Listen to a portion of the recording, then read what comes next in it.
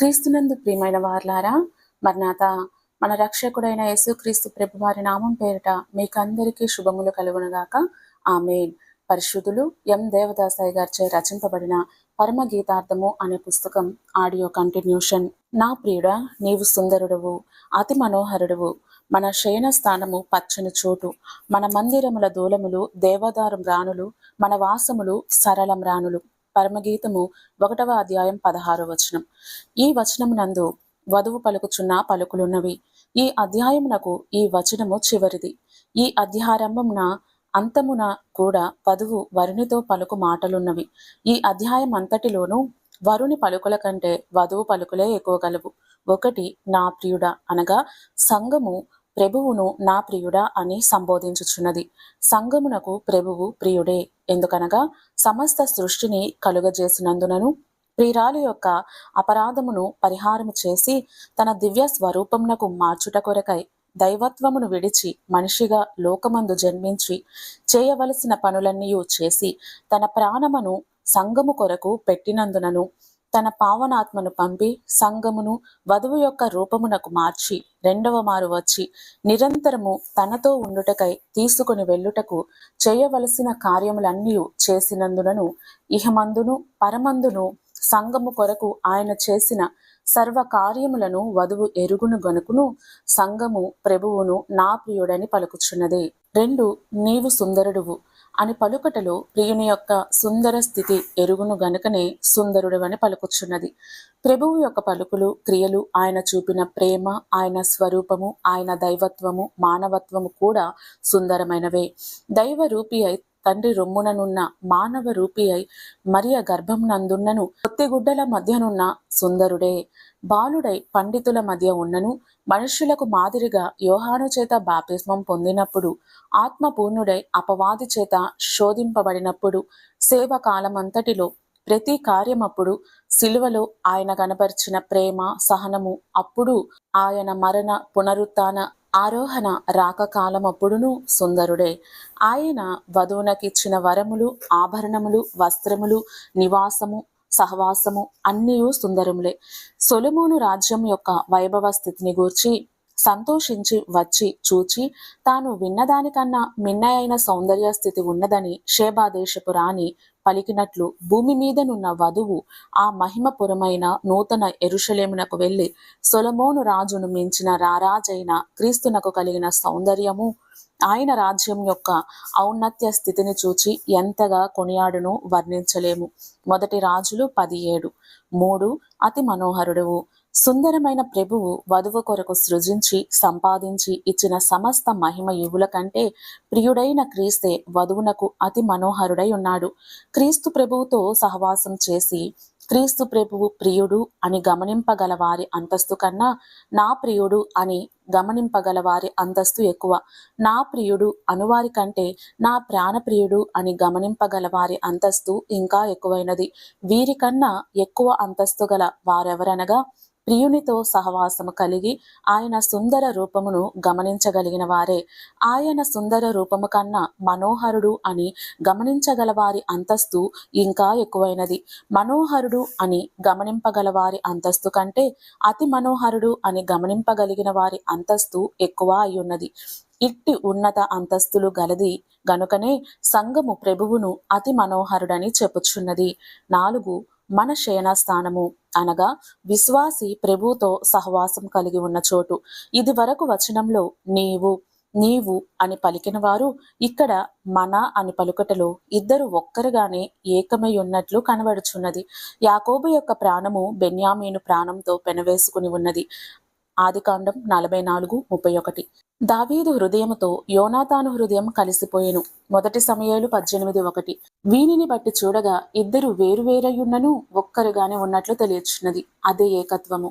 1, భూమి మీద విశ్వాసి లేక సంఘము ప్రభువుతో, ప్రభువు సంఘముతో సహవాసం కలిగి ప్రభువు యొక్క స్వరూపమును సంఘము సంపాదించుకొనుటే సన్నిధి అనగా దైవ సన్నిధి అను సహవాసపు చోటు. 2, రూపాంతరపు చోటే సహవాసపు చోటు. క్రీస్తునందు పరలోక సంఘం నుండి వచ్చిన మోషే ఏలియాలును భూలోకపు సంఘం నుండి వచ్చిన పేతురు యాకోబులు యోహానులు క్రీస్తునందు కలుసుకొనిన చోటే రూపాంతరపు చోటు. 3.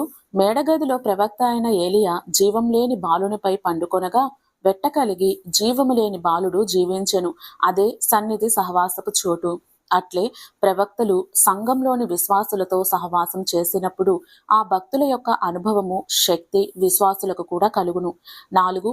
హానోకు దేవునితో, దేవుడు హానోకుతోనూ భూమిపై సహవాసం చేసి హానోకు యొక్క స్థితి పరిపూర్ణమైనప్పుడు దేవుడు హానోకును పరమునకు తీసుకుని వెళ్ళినట్లు వరుడైన ప్రభువు వధువైన సంఘంతో భూమి మీద సహవాసం చేసి సంఘమునకు ఆయన యొక్క రూపం వచ్చినప్పుడు ఆయనతో నిత్యము ఉండుటకు రెండవ మారు వచ్చి మధ్యాకాశంలో సంఘమును కలుసుకుని పైనున్న నూతన యెరూషలేమునకు కొనిపోవును.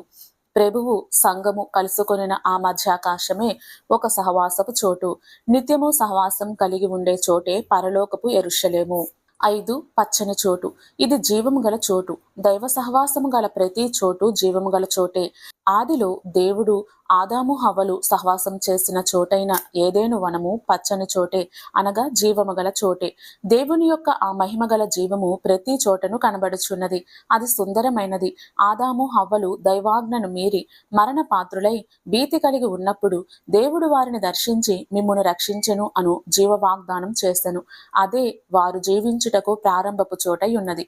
ఈ రీతిని ఆది నుండి అంతము వరకు దేవుడు ఎన్ని మారులు భూమిపై నరులకు ప్రత్యక్షమైన అన్ని మారులు తన జీవమును లోకమునకు సంఘమునకు ఇచ్చుచూనే ఉన్నారు. ప్రభువు తన సంఘమును నిత్య జీవంలోనికి తీసుకుని వెళ్ళుటకు మధ్యాకాశంలోనికి వచ్చును. అదే నిత్య జీవములకు ప్రారంభపు చోటు. నిత్య జీవము గల ఆ నూతన యెరూషలేము యొక్క సౌందర్య స్థితిని మనము వర్ణించలేము. దేవుని యొక్క నివాసము నరులతో కూడా ఉన్నది. ఆయన వారితో కాపురముండును. ప్రకటన 21:3. అదే క్రీస్తు ప్రభువు 1000 ఏండ్లు తన సంఘముతో పరిపాలన చేయకాలము. అప్పుడు సృష్టికి ఎంత జీవము, ఎంత సుందరము, ఎంత మహిమ! మన సహవాసము పచ్చని చోటని వధువు పలికిన సుందర స్థితి ఇక్కడే కనబడుచున్నది. 6. మన మందిరములు. దేవుడు మనిషి కలుసుకొను చోటే మందిరము. దేవుడు మనిషికి ఇచ్చే ఈవులను పుచ్చుకునే చోటు. మనిషి తన అక్కరలను దేవునితో చెప్పుకుని దేవునికి తన కృతజ్ఞతలను కనపరుచుకున్న చోటే మందిరము. మందిరము దేవునిది, మనిషిది గనుక మన మందిరములు అని చెప్పుచున్నది. సృష్టి మానవ నివాసము, మానవాంతరంగము దేవుని నివాసము. విశ్వాసి యొక్క గృహమే దేవ మందిరము.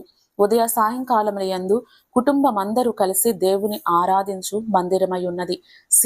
సంఘము కొరకై ఉన్న ఆలయము. సంఘ కార్యములన్నీయు జరిగించుటకు ప్రతి ఆదివారము ఆరాధన చేయుటకును ఉన్న మందిరము. దైవ సన్నిధి పరులు దేవునితో ప్రతి దినము సహవాసం చేయు స్థలము మరి ఒక మందిరము. పరలోకపు దేవ మందిరము. దావీదు చెప్పినట్లు నేను చిరకాలము యెహోవా మందిరంలో నివాసం చేయుదును అని అంటున్నారు. 1947 సంవత్సరం నుండి యూదులు పాలస్తీనా దేశం చేరుకుని రాజ్యమును స్థాపించుకుని పట్టణములను కట్టుకుని పలు విధములైన గొప్ప కార్యములను జరిగించుచున్నారు. సొలొమోను కట్టిన మందిరం లాంటి మందిరము వీరు కట్టుటకు సిద్ధపడుచున్నారు. ప్రభువు యొక్క రెండవ రాకడకు ముందు వీరు చేయవలసిన పనులన్నీ చేయుదురు. వీరి పనులన్నీ ప్రభువు యొక్క రెండవ రాకడకు సూచనాయి ఉన్నది. ప్రభువు సంఘంతో కలిసి భూమి మీద పరిపాలన చేయుటకు వచ్చినప్పుడు ప్రభువు రాజుగాను ప్రధాన యాజకుడుగాను ఉండును. ప్రధాన యాజకుడైన ప్రభువే ఆరాధన చేయును. ప్రతి దినము ఆరాధన చేయును. ప్రపంచంలోని అనేకులు అనుదినము ఈ ఆరాధనలో పాలు పొందుదురు. ఈ 1000 ఏండ్లు ఆరాధన చేయు మందిరమే మరి ఒక మందిరమై ఉన్నది. దేవుడే అసలైన మందిరమై ఉన్నారు. ప్రకటన 21:22.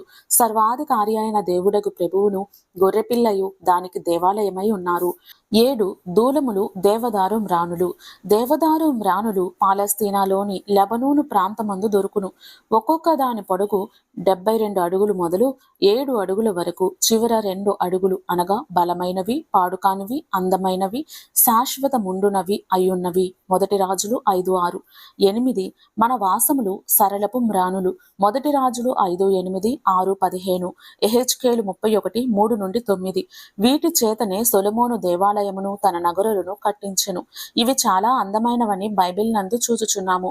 మందిరములకు వాసములకు వీటిని ఎందుకు పోల్చి చెప్పియున్నారనగా దేవుని మందిరము శాశ్వతముగా ఉండేది, ఎందరికన్నా సరిపడినటువంటి విశాలమైనది మరియు అందమైన వాటన్నిటిని మించిన అందము గలది, బలమైనదియునై ఉన్నది.